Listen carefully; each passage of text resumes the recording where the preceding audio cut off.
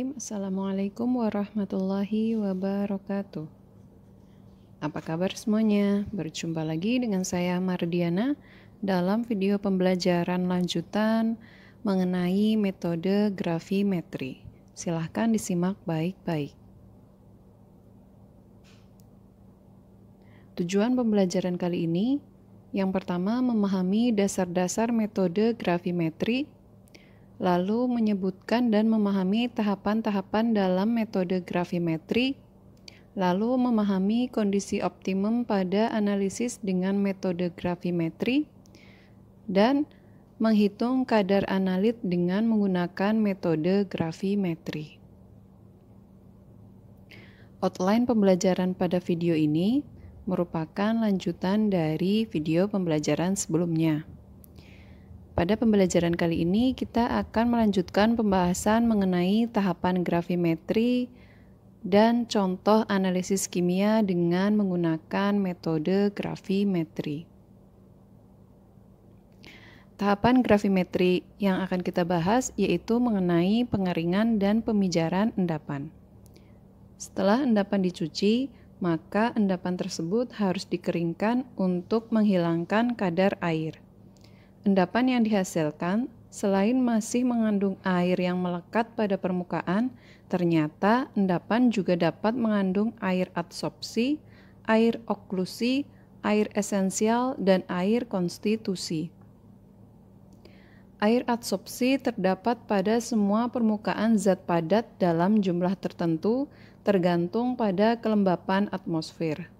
Sedangkan air oklusi terdapat pada lubang-lubang di dalam kristal.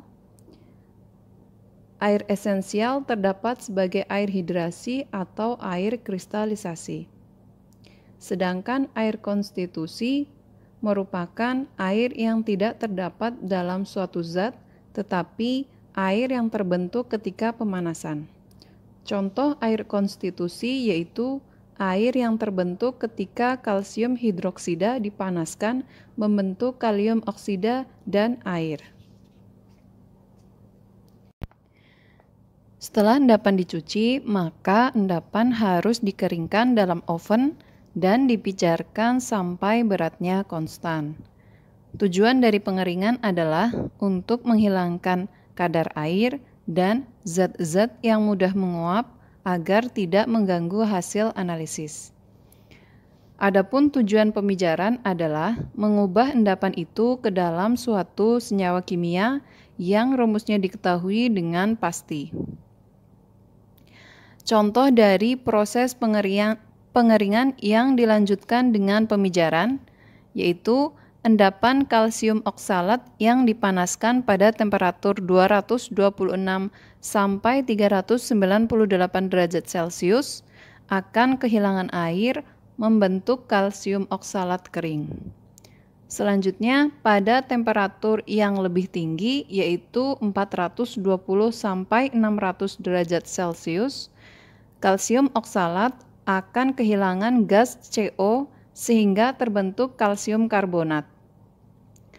Kalsium karbonat akan terurai lebih lanjut menjadi kalsium oksida dengan melepaskan gas karbon dioksida pada temperatur 850 derajat Celcius. Endapan kalium oksida yang dihasilkan memiliki berat yang tetap. Dengan demikian, setelah proses penyaringan, maka endapan yang berada dalam kertas saring harus dikeringkan dan dipijarkan untuk memperoleh endapan dengan rumus kimia tertentu dan beratnya konstan.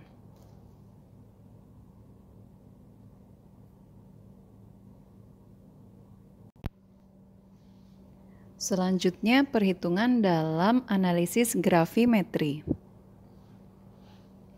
Dalam analisis grafimetri, endapan yang dihasilkan ditimbang dan dari nilai ini berat analit dalam sampel dapat dihitung.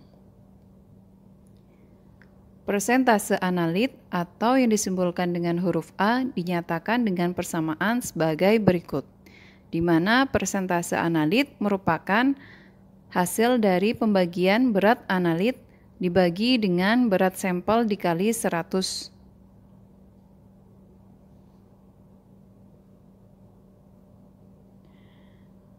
Massa analit juga dapat ditentukan berdasarkan massa endapan yang ditimbang melalui faktor gravimetri, di mana berat analit merupakan hasil perkalian dari berat endapan dikali dengan faktor gravimetri. Faktor gravimetri merupakan berapa gram analit yang terdapat dalam setiap gram endapan. Faktor gravimetri juga dapat diperoleh berdasarkan persamaan reaksi dan perbandingan mol. Dengan demikian, rumus dari faktor gravimetri merupakan atom relatif atau massa relatif unsur senyawa yang ditentukan dibagi dengan massa molekul relatif endapan yang ditimbang. Dengan demikian, rumus prosentase analit dapat diperoleh dari berat endapan dikali dengan faktor gravimetri dikali 100% dibagi dengan berat sampel dalam gram.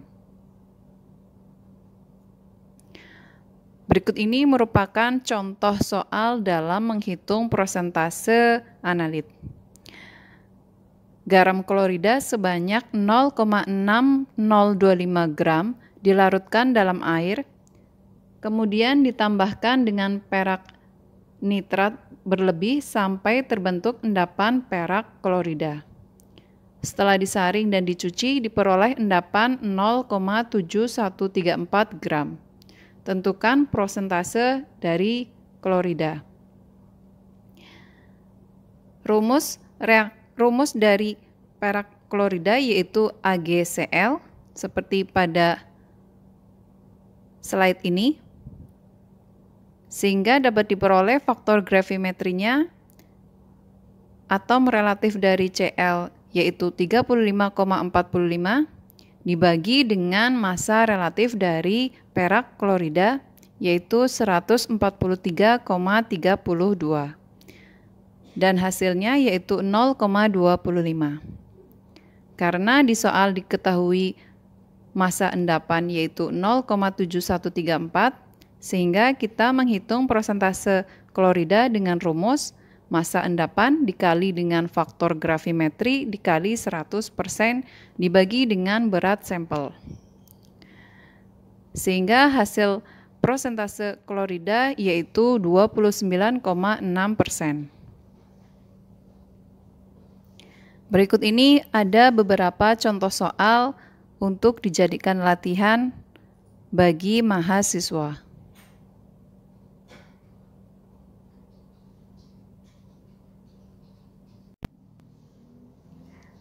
Berikut ini merupakan daftar unsur yang dapat dianalisis secara gravimetri.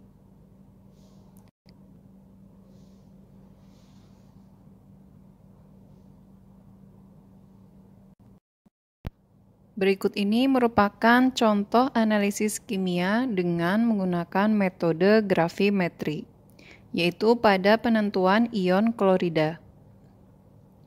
Ion klorida dalam larutan diendapkan sebagai perak klorida atau AgCl. Endapan yang terbentuk mula-mula berbentuk koloid, tetapi kemudian akan menggumpal dengan reaksi kimia yaitu Ag+ bereaksi dengan Cl- menjadi AgCl yang berbentuk padatan. Endapan yang terbentuk tersebut mudah dicuci dan disaring. Sebagai pencuci digunakan larutan asam nitrat atau HNO3 encer. Air biasa tidak dapat digunakan sebagai pencuci. Perak klorida yang terbentuk disaring melalui sintered glass cawan atau krus kaca masir atau bisa juga porselen berpori.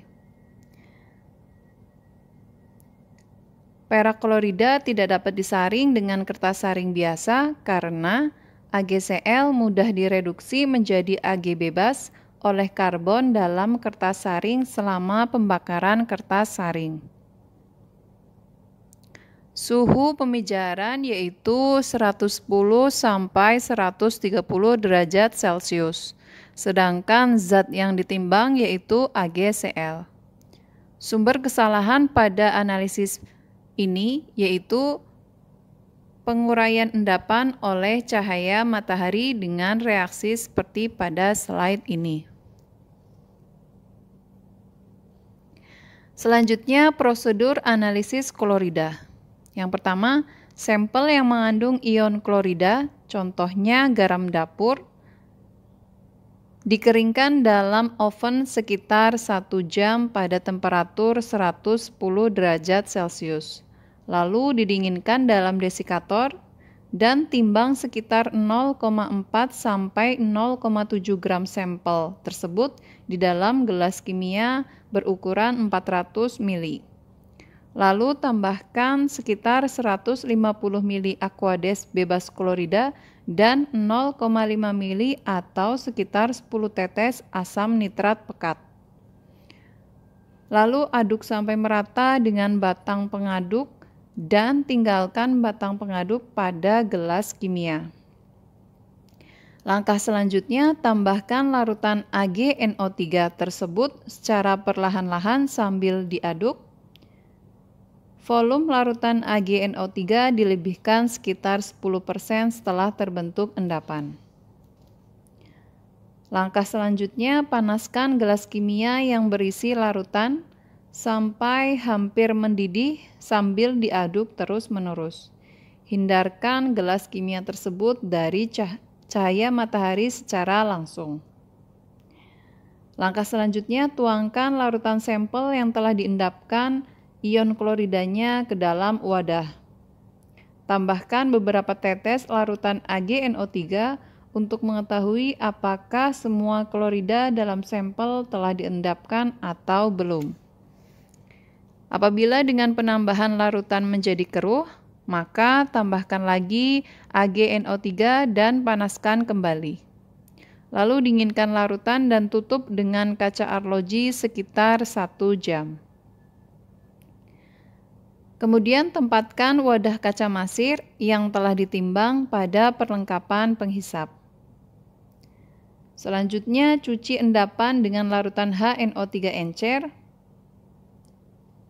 Lalu keringkan endapan di dalam oven selama 2 jam pada temperatur 110 derajat Celcius, kemudian dinginkan dalam desikator.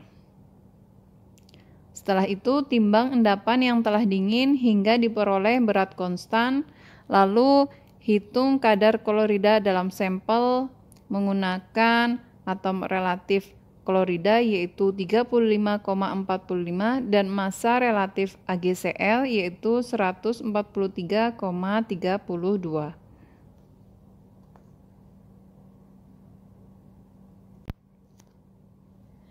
Sekian pemaparan materi tentang metode gravimetri. Terima kasih atas perhatiannya. Mohon maaf apabila ada salah kata. Wassalamualaikum warahmatullahi wabarakatuh.